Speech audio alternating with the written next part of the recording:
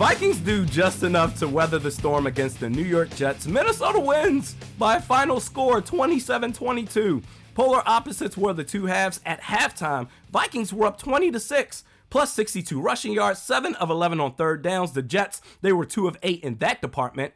By halftime, I said to myself, wow, this is nice. The defense, they dialed up blitzes. Patrick Jones II, he more than made up for the quiet first half of Danielle Hunter and Zadarius Smith. He was great today. 1 first half interception, should have been 2 if not for Cam Bynum and a Caleb Evans crashing into each other. Should have been 20-3. Jets, they settled for a field goal. 20-6 at halftime is still pretty damn good.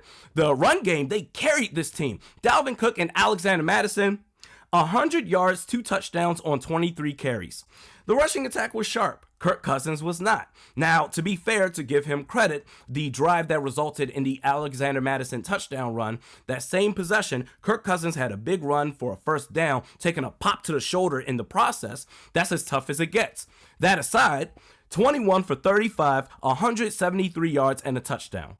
I understand this is a great Jets defense, and they cause problems for everybody. I understand that. However, there were at least 5 snaps where Kirk made inexcusable plays, 3 of them, based on my count anyway, overshooting your receivers, including a wide open TJ Hawkinson flying down the seams. The other 2 inexcusable plays, the auto checkdowns. Most notably, the third to last possession for the Vikings, up 5 points with 6 minutes left.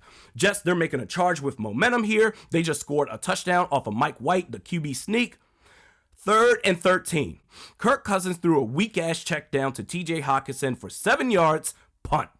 Kirk Cousins, for the majority of his career, hasn't always had the best coaching and or supporting cast, and I think he gets a lot of unnecessary hate from the media. It's just a popular thing to do.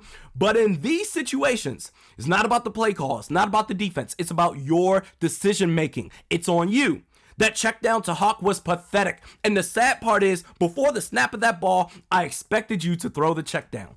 As if you wanted no parts of that game in big moments, even though you get paid handsomely to act like you give a damn. You do that far too often for someone that has a C patch on his jersey. That fear is not going to cut it in the playoffs. And if you can't handle that, I'm so serious when I say this. If you can't handle that, because I want to see this team win a damn championship, okay?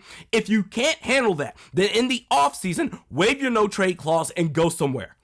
4th and 10, Mike White on 4th and 10 had more guts than Kirk Cousins on 3rd and 13, a 32-yard completion to Corey Davis. The team, the Vikings, they won today in spite of you, Kirk Cousins. But going back to the defense, in the first half, they were great. In the second half, not so much. Ed Donatel went back to his typical prevent defense. Halftime, you're up 14 points. You win the game by 5 points. Duke Shelley, I've seen enough to where I don't know about playing him end to end, but in the red zone, he absolutely needs to be on the football field. That drive where the Jets settled for a field goal to make it 20-12, that was the Duke Shelley drive. Incredible. He is such a great asset when the field shrinks, and he embraces the challenge. You can't teach that. But the defense went back to bend but don't break. Zadarius Smith batted ball at the line of scrimmage, held the Jets offense to nothing but field goals. That is until Mike White, the touchdown that he scored, barely got it on 4th down. Harrison Smith and Cam Bynum, sensational, each with an interception. Hitman could have had a pick to end the game, but that's okay. Cam Bynum got it later on. Justin Jefferson, he got a touchdown grab. And you can tell the Jets really wanted to make an example out of him. He didn't have his best game by any measure, but the Vikings still got the W, and now 10-2, this team's going to be the death of me. But a big win over a very good team, again by 1 score. Can never get too comfortable with the Minnesota Vikings. And shout out to Greg Joseph. He was perfect today on field goal and extra point attempts. And not to be forgotten, Jalen Reagor with a big 38-yard catch. That helped set up the Alexander Mattison touchdown run, which, can we please stop with the fake injury touchdown celebrations, please? And then got the nerve to twerk after. Man, this team, for better or worse, must-see TV.